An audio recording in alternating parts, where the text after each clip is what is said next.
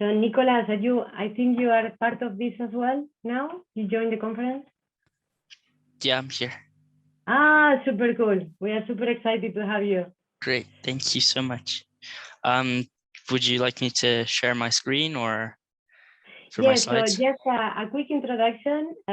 We had an audience very interested on the NFTs and just basically had a good discussion about regulations. So you are gonna bring us a bit of light or just perspective of the young generation.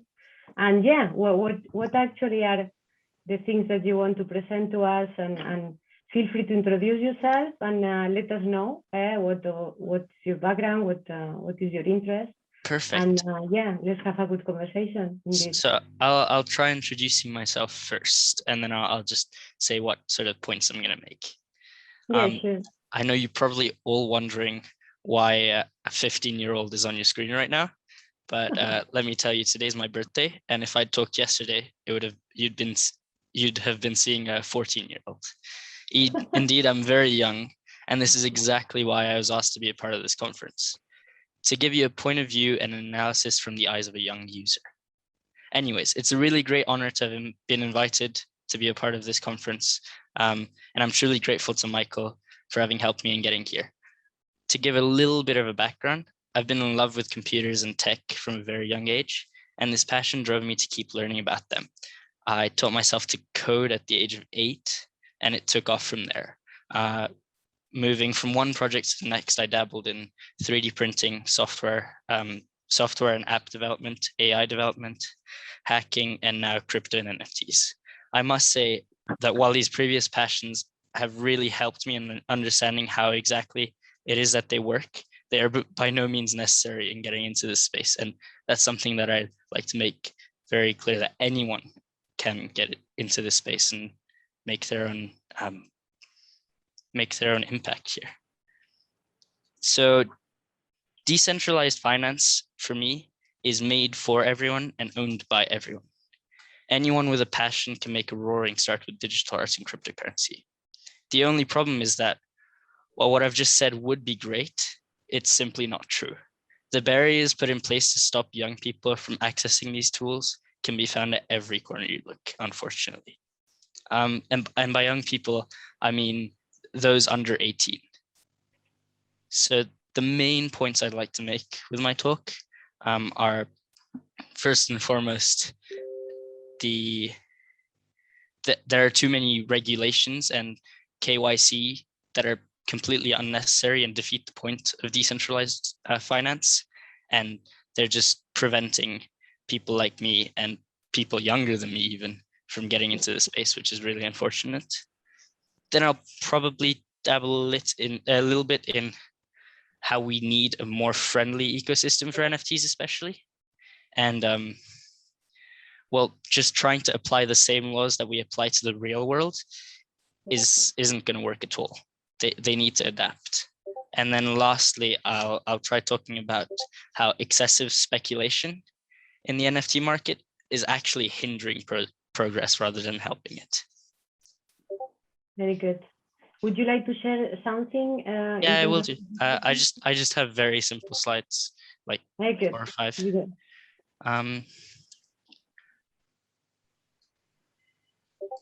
One second. Can you guys see that? Yes, excellent. Okay. Just need to figure out how to switch slides. Okay. So as I said, I'm 15 years old and a freely active participant in the NFT movement. Well, actually, that's not entirely correct. The reality is that most of what I do requires either parental consent or my using of my father's ID. There's no such thing as a legal age to buy Bitcoin. Rightly so. If you're old enough to appreciate it, I believe you should be old enough to buy it and trade it. Digital currencies are designed to bring everyone on board. It was designed to be an escape from the ties that fiat currencies have to governments and centralized finance, to become a decentralized financial instrument available to all. In practice, though, most exchanges mandate a minimum age of 18 years, in keeping with government or regulatory customer requirements, or just to minimize liability to the contracting agent.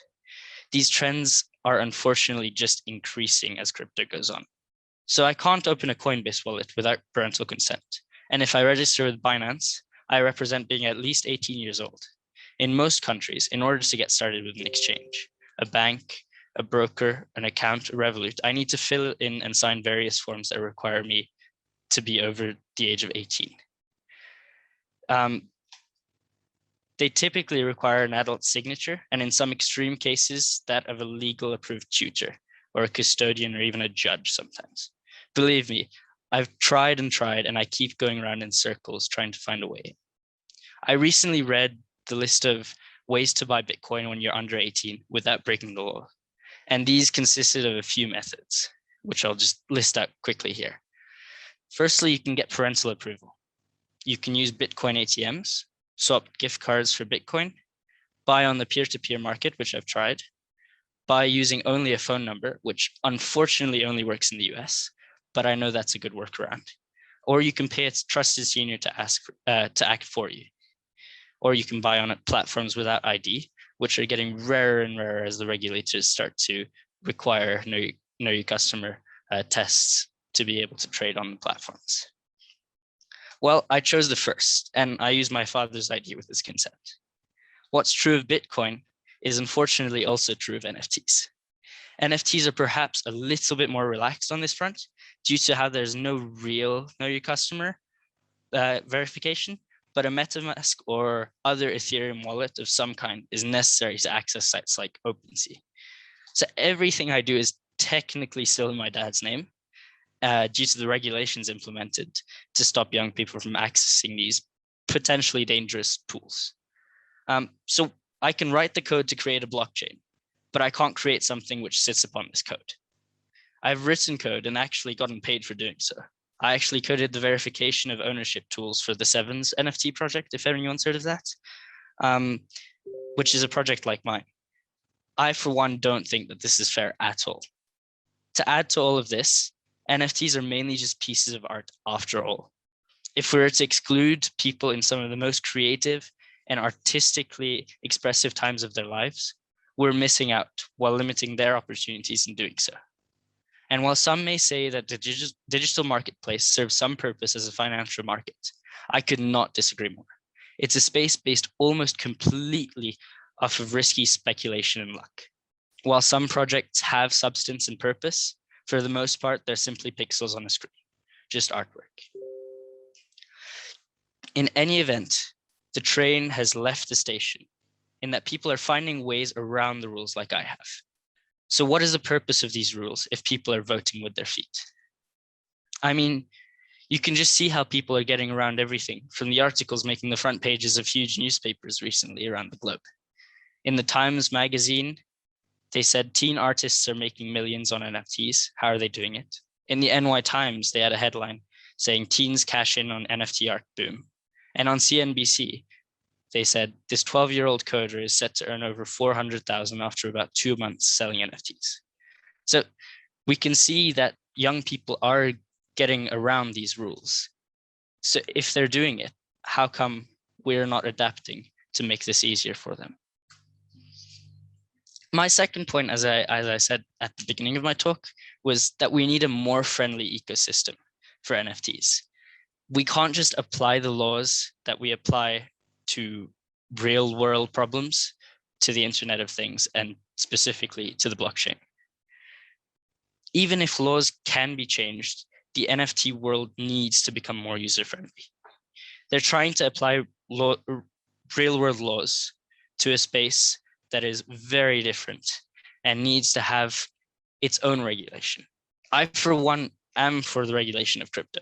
I see it as a necessary step in the widespread use and acceptance of cryptocurrency and the blockchain. And I feel that if the government gets involved on it, like I heard just a few minutes ago, it's happening in Switzerland, I think that'll really push everything forward and get it off the ground. So the goal for this community needs to be to encourage as many people to be able to participate in this explosion of creativity, not just young people, but all folks.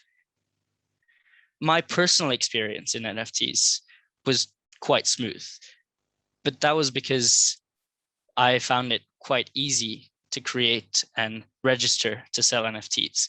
I had my parents' approval. I knew my way around computers, and I was able to program some of the stuff that I needed to make my start. I believe that for a lot of other people without this experience, getting into this space would be a nightmare with all of the regulations that we have right now. It would be much easier if, instead of applying laws which are unnecessary and people find ways around them, it would be much easier if we could just have some sort of universal acceptance of how these people are trying to make a debut in the space. This third point that I'll try to make quite quickly is that although some people look at the NFT market as a financial market and can use it to make profit, I find that it's extremely speculative, and this excessive speculation is actually hindering progress rather than pushing it off the ground. A lot of headlines are about the megastars who sold NFTs for $65 million and so on and so forth. What we want to be able to do is to encourage a better level playing field through which more people from all walks of life and all ages can participate in creation, and they can have a go at being valued for their creativity in the space. The focus on the big ticket sales has sucked a lot of wind out from the movement, and it's enabling a lot of people to get access, and it's disabling a lot of people to get it from getting access to a more level playing field, as often on sites like OpenSea, on the front page, we only see huge projects with ticket prices over 10 to 20 Ethereum most of the time. It just doesn't allow small artists to make an easy start. It takes a lot of skill and marketing budget to get anywhere in the space. This is merely exacerbating the problems created by the unfriendly ecosystem. So the NFT market seems to me on news outlets to be focused on ticket prices too much and not real creativity or novelty or diversity. They only talk about Sotheby's and Christie's auctions or about Damien Hirst and the Bored Ape Yacht Club. And as far as I'm concerned, these are all dinosaurs in space. They've been around, they've made their start, and frankly, it's time for other artists to get some attention too. We have to avoid falling back into the trap of an old model driven by vested interest. And this is what we're in danger of seeing happen again here. We need new, and more new projects, but not only art. We need projects with meaning. We need projects with use and purpose. Buying art is one thing, but if we want to have the NFT movement regarded as a proper financial market and as something with a use case, then we need to have projects that start to emerge with more of a purpose and substance behind them. We've seen this start to happen very slowly, but at the moment, people are focused too much on ticket prices, as I said before, and these projects, which seem to me as very exciting and new, to most people just disappear from their screens. So to conclude, we should really have NFTs for kids too. And altogether, we have to strive for a more user-friendly experience to broaden our appeal and avoid becoming a clique of megastars or geeks with all the wrong values. I hope that soon, many more youngsters will be able to access the creativity that this world brings, and that many more kids like myself will be partaking in the exciting development of the NFT space and blockchain as a whole. Thank you all so much for listening to my talk. So on the last slide, I have my email if anyone would like to ask any questions after the session. I also have the OpenSea link to some of my NFT projects and my Twitch page if you'd all like to get involved there. Thank you. Thank you very much. Thank you very much for the presentation. Actually, it's great that you are here exposing all of that, because people don't have that barrier. We would not just see that. So for me, was really nice to hear you and understand what you are going through, and I definitely think indeed it's a call for inclusion, and it talks to my heart as well, because it's a call for purpose, yeah? To be able to build that for all.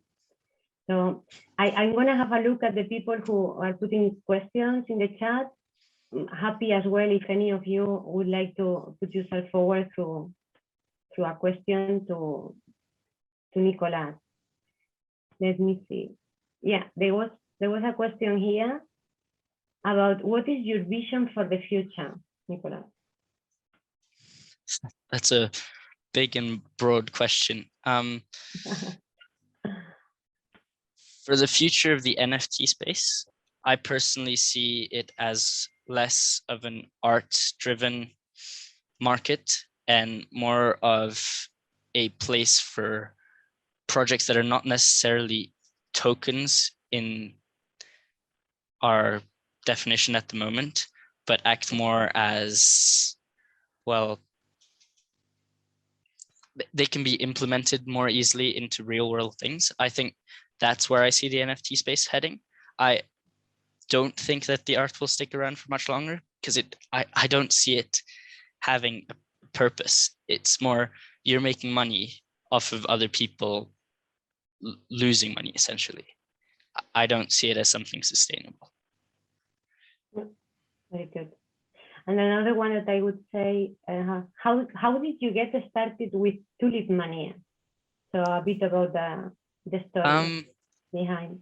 So I got into crypto about a year and a half ago. And at that time, it was just a little bit of trading here and there, looking at projects that I found really interesting. And then last summer, I found out about NFTs from a friend. And I was like, oh, this is really cool. But I find it's super speculative and you have no idea what's going to happen. Some projects go to the moon and some just flop.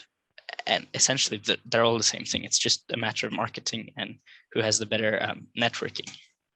So I thought it was a little bit like Tulip Mania, and I just wanted to make a project that if everything comes crashing down, then maybe one day it'll be able to display the idiosyncrasies of the NFT space in 2021.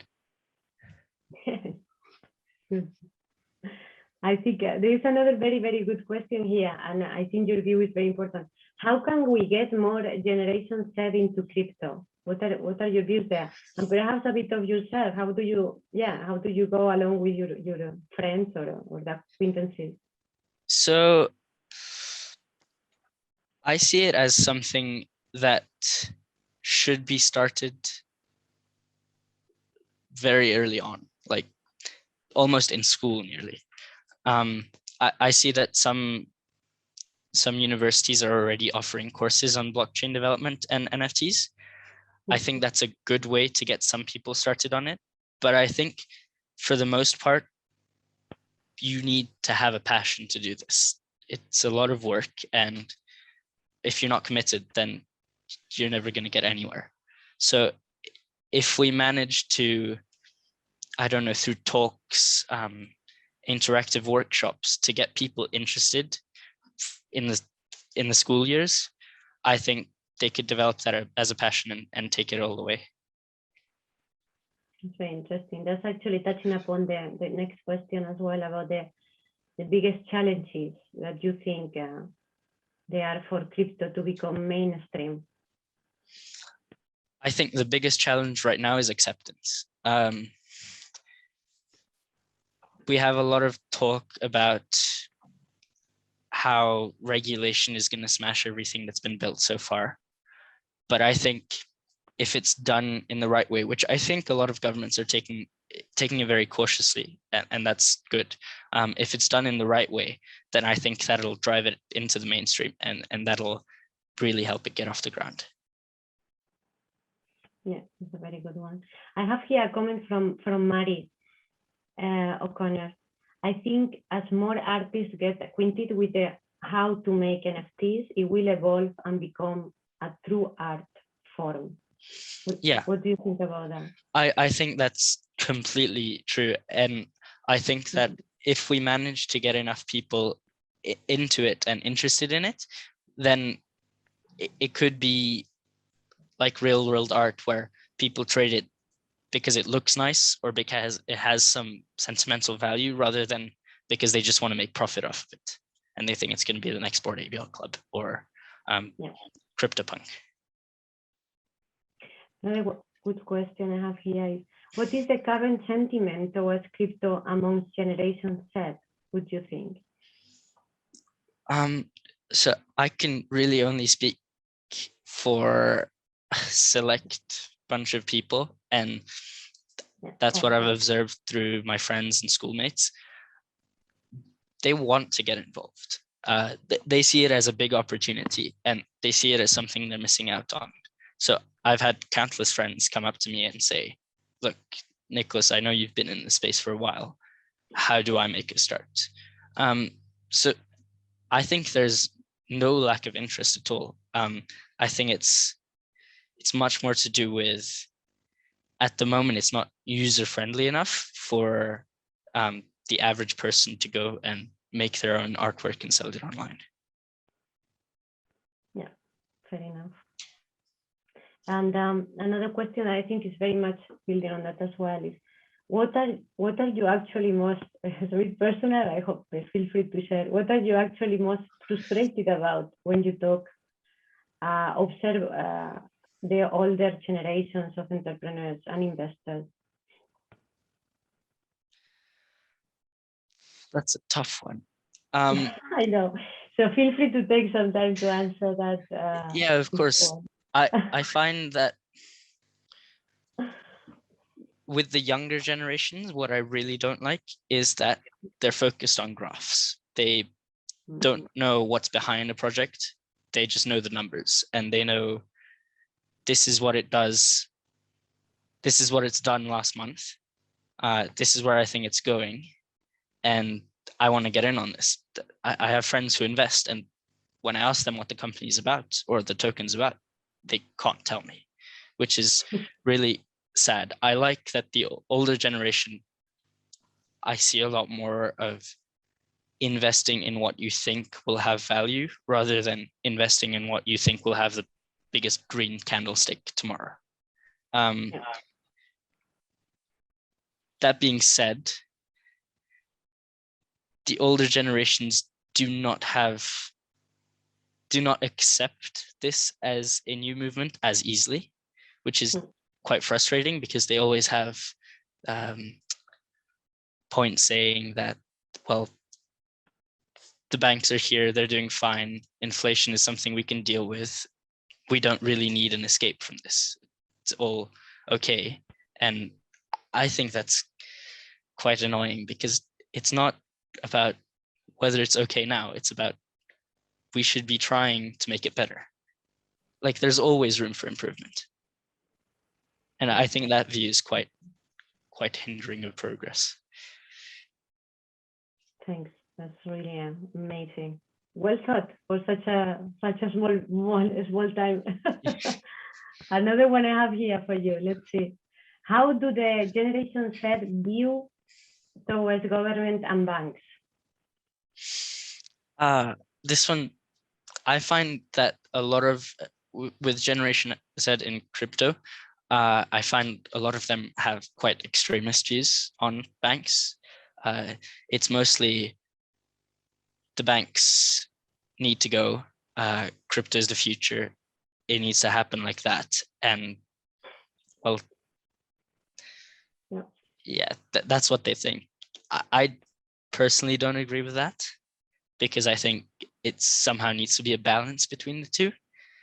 But if that's their view, then that's their view. Yeah, sure. And what advice would you give to other teenagers who want to get into crypto and blockchain? To crypto and blockchain or NFTs? You can choose, Nicolas. What do you think? If you would like to tailor it to NFTs, it's fine. Sure, I can do it for both. For crypto and blockchain, I think the biggest factor that helps you really understand it is experience. So you don't need to trade with huge amounts of money. You can do paper trading even. All you need to do is try to understand why projects succeed, how they do it, and what's behind them. Because there are some trends which can be shown, but people don't seem to understand that yet.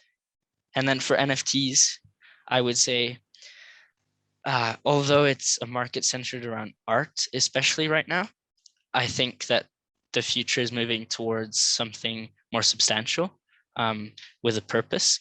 So if you manage to go out there and create an NFT that has a real world purpose, or even a metaverse purpose, then I think that'll do great in the long run. Amazing. Very good. I have one comment from Mary again. Thanks, Mary. Read The Painter World by Tom Wolfe. She said this happened before in the New York art scene. I will add this to my reading list right now. Thank you. Very good. Thank you, Mary. Another one. I have one from James here. Is it even possible to regulate who can create NFTs? That's a fair comment.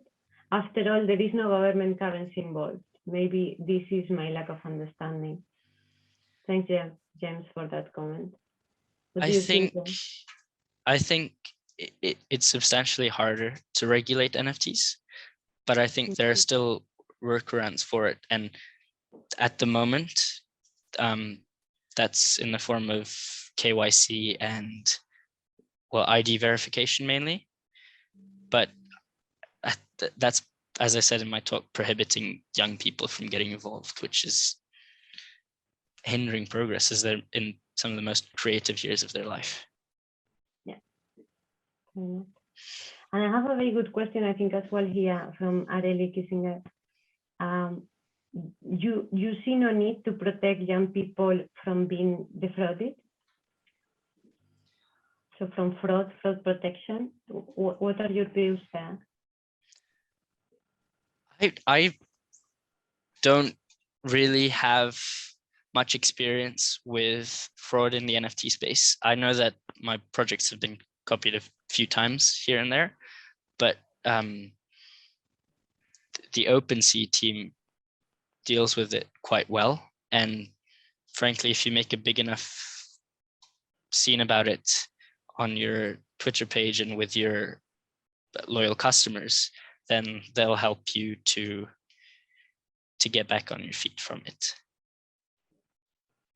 The distinction has to be made between the original project and the fraudulent project, because if you're a big enough success, then there will always be someone trying to copy. Yeah. And you just need to tell your customers that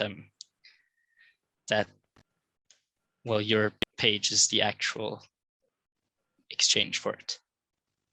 Yeah, excellent one. And there is the last one, I think, because there is not a lot of more time. I'm impressed how many questions they went through on the discussion. It's amazing. So a couple of ones, so let's leave it here. What is your personal vision, dream for the future? And yeah, then we will do the last one. I think we already sort of answered this in the first one or two questions. But I'd like the NFT space to develop into a more inclusive and diverse space with less perhaps of the speculation on art and more purpose and substance behind what's created. Very good. And how does one run a successful NFT drop? That's a very hard question to answer, because there really is no formula for running a successful drop. It's very much dependent on your project, and it's very much dependent on your marketing budget, because when you have millions of artists all trying to achieve their dream and sell their art. If you don't have enough of a following, then you'll just get buried underneath all of their projects. Excellent.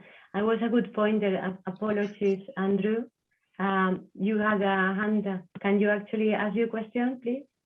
Yes, thank you, Vanessa and Nicholas. This is Andrew in New York, and want to say hi Andrew. on behalf of. How are you? Congratulations, fantastic presentation. Great, And thank you so of course, much. Alexa, Siri, and Kim send big hugs.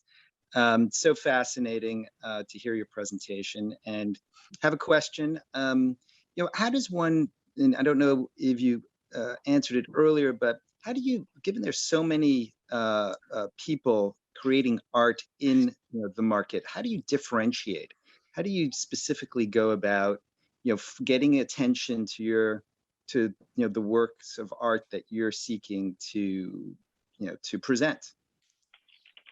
Yeah, that's a really, really great question. In my opinion, if you just go and create the same digital art as everyone else, there really is no way to differentiate other than creating a big brand behind what you do, which is one way. But I think probably the best and the easiest way to do that at the moment would be through having a purpose behind the NFT, rather than just it being pixels on a screen that are nice to look at, having some real use case for it in the metaverse or even in the real world. Mm-hmm. Well, I thought your tulip idea was quite brilliant, and as it references past, history, and I also think it's beautiful. So congratulations on all fronts. Thank you very much, Andrew. Yeah. Yeah, Andrea. Yes, I was just being a reminder that we need to wrap up for our next presenter. Thank you very much, Nicolas. It's been a pleasure, really amazing and inspiring to see your views. And, thank you so much for having me. Yeah, thank you very much. I hope you stay with us because the next one is very interesting. Thank you. Thank you. Cheers. Thank you, guys.